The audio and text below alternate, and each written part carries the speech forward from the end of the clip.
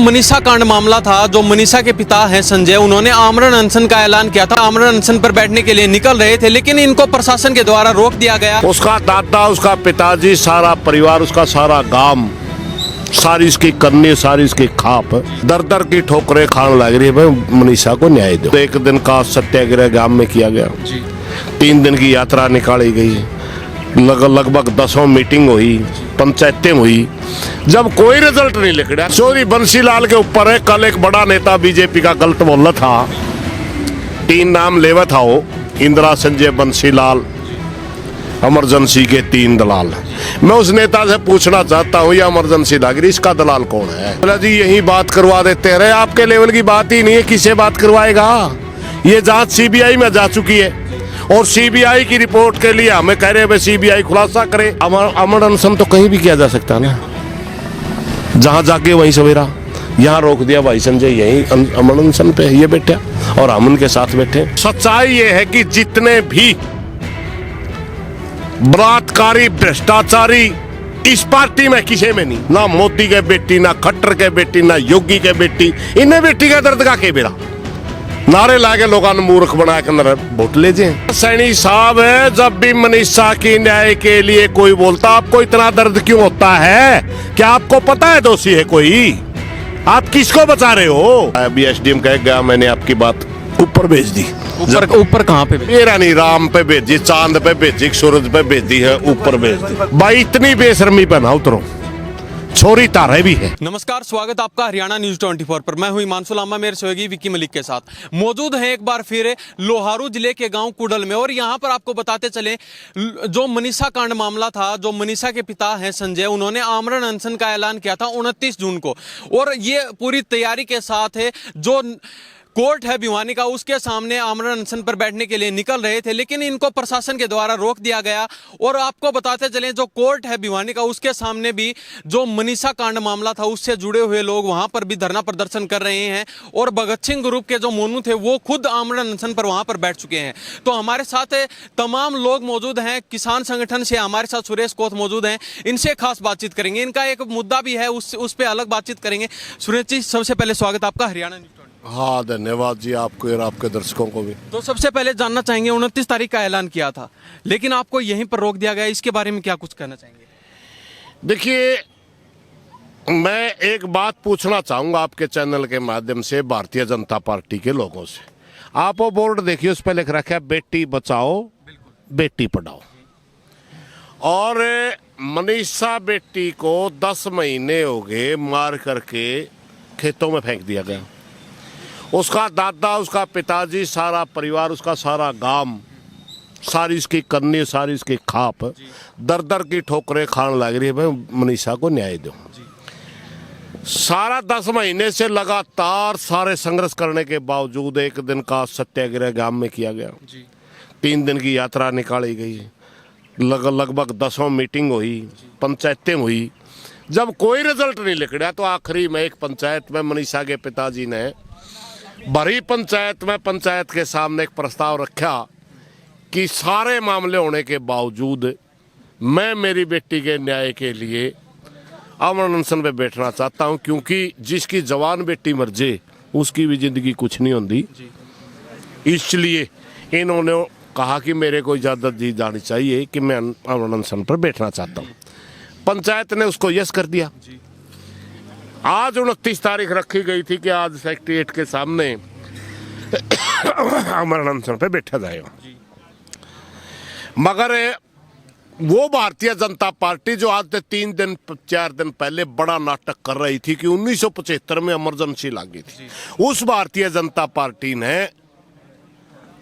आज हरियाणा के अंदर बिल्कुल घोषित इमरजेंसी स्थापित करते हुए अपनी बेटी का न्याय मांगने के लिए जाने वाले संजय को भी कुंडलवास में बैरिकेटिंग लगा करके, भारी पुलिस फोर्स लगा करके रोक दिया। अब उस समय चोरी बंसीलाल के ऊपर है। कल एक बड़ा नेता बीजेपी का गलत बोला था, 3 नाम लेवा था वो, इंदिरा, संजय, बंसीलाल, इमरजेंसी के 3 दलाल। मैं उस नेता से पूछना चाहता हूं, यह इमरजेंसी लागी, इसका दलाल कौन है? वो है या हरियाणा सरकार है, जब हमारे को यहाँ रोका गया, मैं भी बीच में रास्ते में जूई से सुड़ा निकला था, यही गांव में था कहीं, आपको पता है किसी मामले में मेरे पीछे फोर्स थी, मैं छुप रहा था। मगर हमने 2-3 महीने जब रणनीति बनाई थी, मैंने संजय से वादा कर रखा था, मैं जिंदा रहा तो तेरे को अनशन पे बिठाने मैं खुद जरूर आऊंगा, मेरा सारा संगठन आएगा। सवेरे जब हमने फोन खोल कर पता कराया तो वो कहने लगे हमारे को तो कुंडलवास में ही रोक रखा है जी। हम यहीं आए, हमने एसडीएम तक बात करी, क्यों रोक रखा है? बोला जी यहीं बात करवा देते हैं। आपके लेवल की बात ही नहीं है, किससे बात करवाएगा?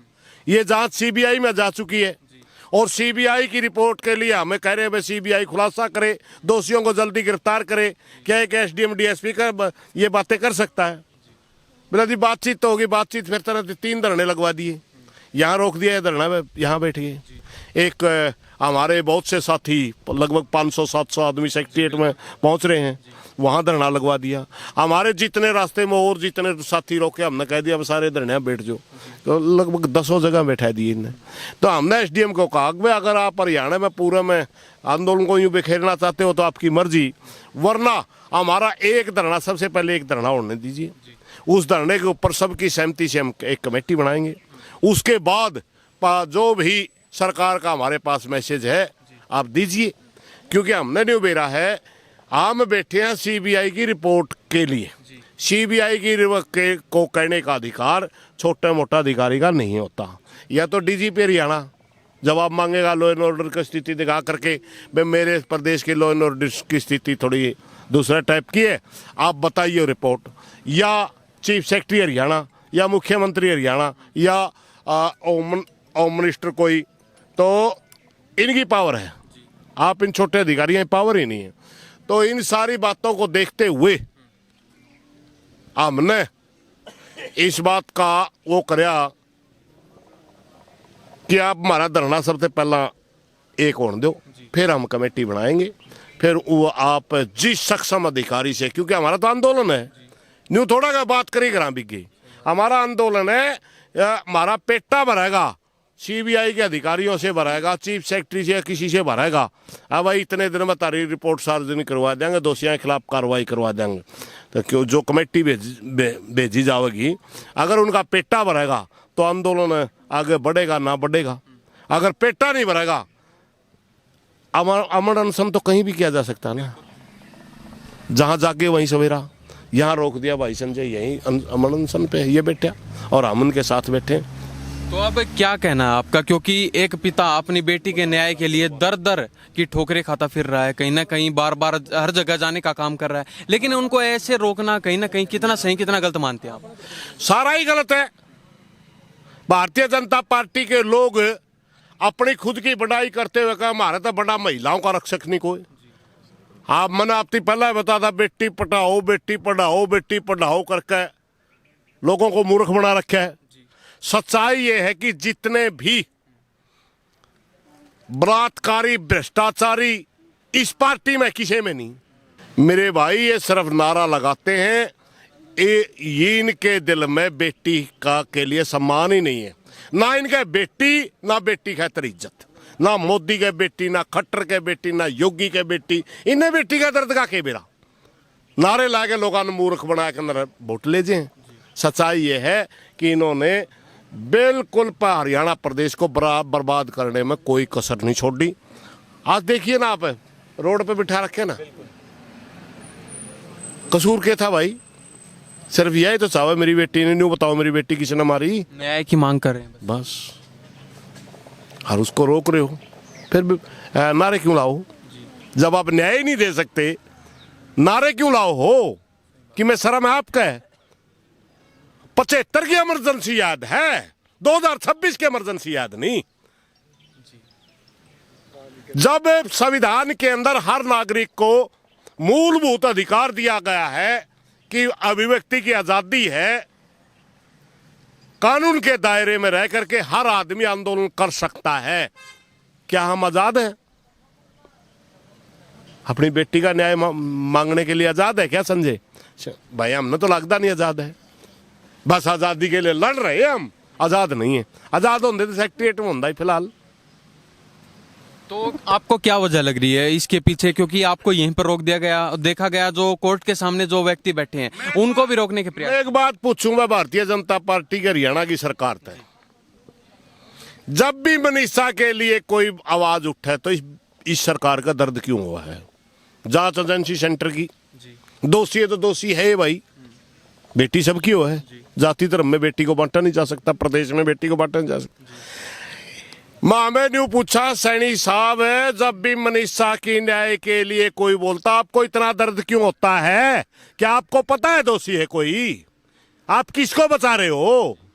और नहीं बचा रहे तो फिर हमारे को आवाज उठाने से क्यों रोक रहे हो? या तो आप बचा रहे हो किसी को, और नहीं बचा रहे तो आवाज उठाने से क्यों रोक रहे हो? इसका मतलब कोई बहुत बड़ा ताकतवर मोटी गिट्टी का आदमी इसमें फंसा है, जिसका सामने ये खुद बोलने में सक्षम नहीं होंगे शायद। लगभग 10.5 महीने हो चुके हैं, लेकिन अब तक कोई भी ऐसी कार्य प्रणाली जो चल रही है उसके पीछे की वजह संतुष्टिजनक जवाब को मिल नहीं पाया है। जवाब कहाँ? जवाब मिलने का टाइम आओ तो अफसर ही नहीं पाता हो। सबसे पहले जब इनकी हत्या की गई, एसपी भिवानी के पास गांव की पंचायत गई मिलने, गांव की पंचायत को एसपी भिवानी ने कहा था मैं 2 दिन में कातिल को पकड़ दूंगा, एसपी बदल दिया गया। भिवानी पोस्टमार्टम के लिए लड़की को ले जाया गया, किसी आदमी ने पूरी पोस्टमार्टम की मांग नहीं की, गांव के की उसके पिता ने करी नहीं, उसका दादा ने करी नहीं, परिवार ने करी नहीं, गांव का मुखिया ने करी नहीं। जबरदस्ती बिना मांग करें रोहतक पोस्टमार्टम करवा दिया गया और वहां आत्महत्या घोषित कर दी गई। जब पूरा प्रदेश ने कहा आत्महत्या नहीं हत्या है, सीबीआई को हमने पूरा प्रदेश ने खड़ा होकर कहा कि हम इस जांच एजेंसी में विश्वास नहीं करते, आप सीबीआई को दीजिए। सीबीआई को केस हैंड ओवर हो गया, उसने कहा मैं जनवरी के अंदर रिपोर्ट दे दूंगा, वो जांच एजेंसी बदल दी। क्या सामान्य आदमी का बस की बात है या कोई जांच अधिकारी बदलना? अगर वो जांच अधिकारी होता अब तक खुलासा हो गया होता, गिरफ्तारियां हो गई होती, अब उसको बदल दिया। दूसरी जांच की जो टीम आई है, जो अधिकारियां है, वो चुप है, वो बोलता ही नहीं। बार बार हमने प्रार्थना कर ली अब आप जांच करो हो, कम से कम परिवार के साथ तो मिलके कर लो, इनको तो छोटा मोटा, इनकी बेटी है इनकी, अरे इतना टेम लाने लग रहे। हम भी बार बार यह हमने कह दी भाई, देर से मिला हुआ न्याय अन्याय के बराबर होता है। मनीषा का दादा अनशन पे बैठा है भिवानी कोर्ट के अंदर, आप भी देख के होगे, वो बाट देखा है, और वो न्याय मिला कई साल मर दादा जाए गुजर उती तो न्याय नहीं मिला। नहीं, न्याय तो उसको भी चाहिए। पक्का आदमी 82 साल का हो रहा, परमात्मा करा कोई बुला ले, ये अनशन पे बिठा दिया प्रशासन ने बिठाया हो। रामकिशन जी जो अनशन पे बैठे हैं बुजुर्ग, वो प्रशासन ने बिठाया, वरना सिर्फ संजय की घोषणा थी। अब 85 साल का बूढ़ा अनशन में बिठा दिया डीसी एसपी ने, भिवानी ने। अगर उस गलत कोई बीत की कौन जिम्मेवार होगा? ये इमरजेंसी क्या कहती है, इनका है कोई जिम्मेवार? तो इसलिए भाई प्रदेश के अंदर तानाशाही आ चुकी है, और हमारा स्वभाव लड़ने का पता नहीं कितने दिन तक लड़ा जाओगा। एक बेटी के न्याय के लिए भी जो सड़कों के किनारे 45 डिग्री टेम्परेचर में बैठना पड़ रहा है, इस तरह सर्व की बात और कोई हो नहीं सकती। आपको उम्मीद है जो आप न्याय की मांग करें, बार बार कभी पंचायत की जाती है, कभी कमेटी इकट्ठा होती है, कभी खापे इकट्ठा होती है, अभी भी उम्मीद आपको कि न्याय मिल पाएगा? देखिए, सरकार पर हमें उम्मीद करा ना करा, परमात्मा के ऊपर उम्मीद हम नहीं छोड़ सकते। देर तो हो सकती है मगर अंधेर नहीं होगा। उम्मीद पे दुनिया कायम है। उम्मीद हमने नहीं उम्मीद है कि इतना ताकतवर हो, एक ना एक दिन ऐसी गलती जरूर करेगा कि वो खुद भी फंस सके, या एक दिन सरकार ने भी शर्म आवेगी वापस सके, मगर दोषी अंदर जरूर होगा, ये हमें आस है। अब आगे की क्या रणनीति बनाई, क्योंकि आप यहाँ पर कुडलवास में बैठे हैं, वहाँ पर कोर्ट के सामने आपका धरना चल रहा है, तो अब क्या कुछ आगे की रणनीति है? सबसे पहले हमारी प्रशासन से मांग है कि सबसे पहले हमारे को एक जगह धरना लगाना दिया जाना, सेक्रेटेरिएट हमारी मांग है। हमने घोषणा कर रखी सबसे पहले सेक्रेटेरिएट पर जाने दिया। प्रशासन ने क्या जवाब दिया आपको? प्रशासन ने अभी एसडीएम कह गया मैंने आपकी बात ऊपर भेज दी। ऊपर कहाँ पे भेजी? मेरा नहीं, राम पे भेजी, चांद पे भेजी, सूरज पे भेजी है, ऊपर भेज दी। माँ ठीक भाई, सबसे पहला हमारी डिमांड वो है कि हमारे को एक जगह धरना लगाने दिया जाए। उसके बाद हम जब सारे इकट्ठे होंगे फिर कमेटी बनाएंगे, फिर प्रशासन का कोई मैसेज आएगा तो उसके ऊपर विचार करें। तो अब सरकार और प्रशासन से क्या अपील करना चाहेंगे आप? सरकार और प्रशासन से ये अपील करना चाहेंगे, भाई इतनी बेशर्मी पे ना उतरो। छोरी तारे भी है, ये वो पुलिस वाली छोरी वो प्याऊ दी ठंडा। एक आधा भाई का था इनका ना पियो, अरे मैं ये भी छोरी और इनका भी छोरी जाए मेरी। इन सब ने बेरा है, इन सब ने बेरा, ये लोग जाए जाए ये छोरी की उस खातर। लेकिन भाई मेरा नहीं कुकर जमीर मर गया ना, वरना DCSP ने टोकने ही नहीं चाहिए थे आज, बल्कि ये कहना चाहिए था सरकार से जल्दी करो जी, हमें इन लोगों के आंख में आंख नहीं मिला पा रहे, क्योंकि ये बिल्कुल जायज मांग के लिए और लड़की की न्याय की मांग के लिए आ रहे हैं। हम किस तरह इनको गुमराह कर सकते हैं? इन्होंने तो ये कहना चाहिए था, और इनका इतना जमीर मर गया सड़क पे बैठे रहे हैं। DCSP तो मैं कहना चाहूँगा शर्म कर लो कि मैं छोरी सब कह तड़का तारा गला कौन सा गला बीत गई नहीं जी मेरा पटेगा अपनी छाती पर हाथ धर के फैसले लिया करो। न्यू नहीं भाई वो आदेश दे दिया चलो रोक लो वहाँ, ये कोई आदेश है? ये तो बिल्कुल बिल्कुल तुगलकी फरमान है, आदेश थोड़ा ही। तो आमदन ने कहा भाई भी सद्बुद्धि लाओ और इस जनता को परेशान ना करो। बहुत बहुत धन्यवाद आपका। धन्यवाद। तो ये हमारे साथ है किसान नेता सुरेश कोथ बने हुए थे, इनसे खास बातचीत की है। शुरू से लेकर आखिर दिन तक ये मनीषा को न्याय दिलाने के लिए लगातार संघर्ष करने हैं और प्रशासन से लड़ाई भी लड़ने का ये काम कर रहे हैं। अभी 2 हिस्सों में जो धरना था वो बढ़ चुका है, तो आने वाले समय में देखते हैं क्या कुछ रहता है। बने रहिए हमारे साथ हरियाणा न्यूज़ 24 पर। इन्हीं सब बातों के साथ मैं हिमांशु लांबा, मेरे सहयोगी विक्की मलिक के साथ हरियाणा न्यूज़ 24। नमस्कार, जय हिंद।